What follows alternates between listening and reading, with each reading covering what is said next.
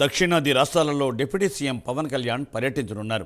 ఈ నెల 12వ తేదీ నుండి 4 రోజుల పాటు కేరళ, తమిళనాడులో ఆయన పర్యటించనున్నారు. వివిధ దేవాలయాలను పవన్ కళ్యాణ్ సందర్శించనున్నారు. సనాతన ధర్మ పరిరక్షణ నేపథ్యంలో డిప్యూటీ సీఎం పవన్ కళ్యాణ్ పర్యటనకు ప్రాధాన్యత పెరిగింది.